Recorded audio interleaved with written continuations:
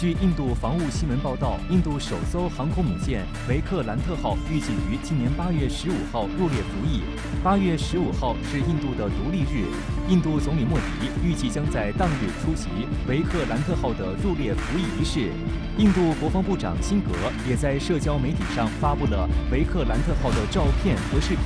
称这是令人最自豪的历史性一刻，值得全体印度人民自豪的时刻。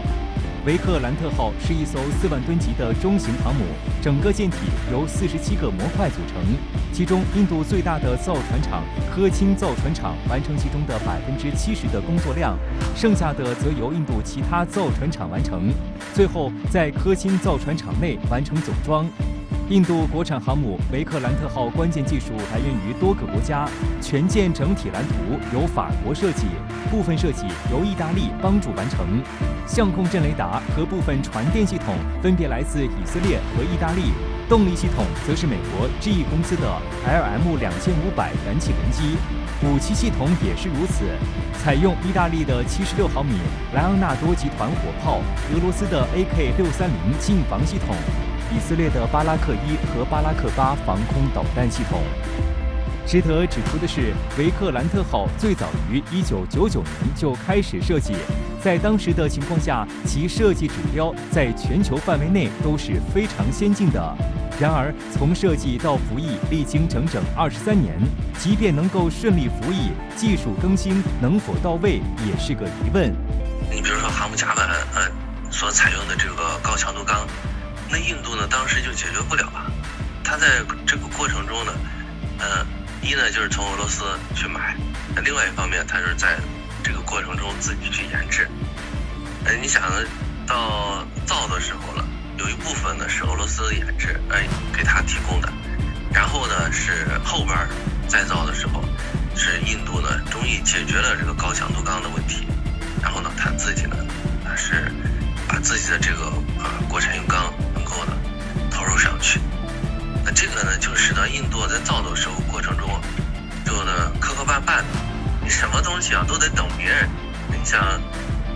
他在造的时候，以色列人的这个雷达还有防空导弹系统还没有研制完成呢，那你就得等。维克兰特号还有一项世界纪录，就是服役前先后下水了5次。2011年12月29号，维克兰特号航母首次下水，此时距离铺设龙骨仅过去了2年。不过，此次下水并非为了测试，而是因为它在船台蹲得太久。为了给新船舶订单腾地方，只能把仅仅造了个壳子的维克兰特号放到水里。几个月以后，又被拖上船台继续建造。2013年8月12号，维克兰特号第2次下水，当时完工率才接近30%，甲板上面还一无所有。2015年5月28号，维克兰特号第3次下水，随后又2次下水。这个印度呢是第1次自己造航母，经验也不足，那怎么去造，怎么去进行了工程规划，印度呢也是俩眼一抹黑，别人也不好好告诉他，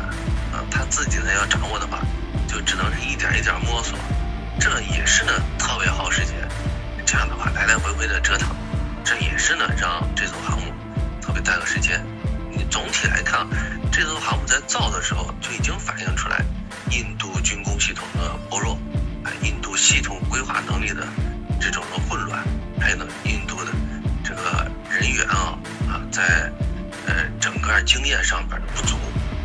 根据印度媒体的报道，维克兰特号的设计将搭载26架舰载战斗机和10架直升机。目前，印度手里只有从俄罗斯进口的米格29K 舰载机，却事故频发。虽然俄罗斯方面认为米格29K 没有问题，是印度操作和维护的问题，但印度方面已经将目光转向法国阵风 M 和美国 FA-18EF 超级大黄蜂，想从中选择最合适的一款。不过，维克兰特号若想更换舰载机型，存在匹配度问题。比如，米格29K 长17.37米，翼展11.4米，折叠后宽度为7.46米；而美国 FA-18EF 长18.31米，翼展13.62米，折叠后宽度为8.38米，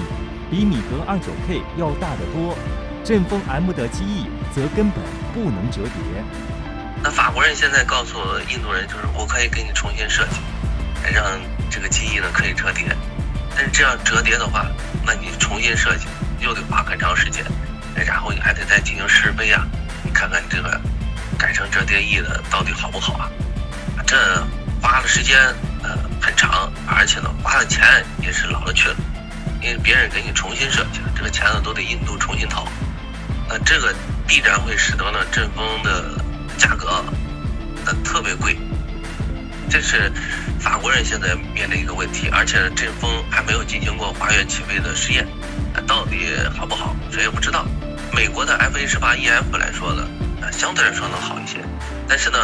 F/A-18EF 又相对来说比较长一些。升降机呢你放的时候屁股就往后了撅，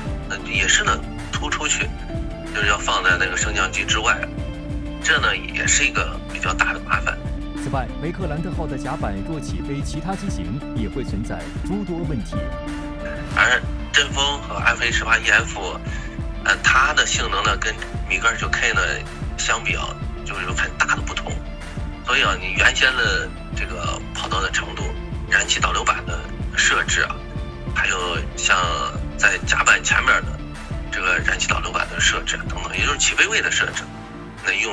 新的法国也好、美国也好的这个舰载机啊，不是的很适合，这也是很大的麻烦。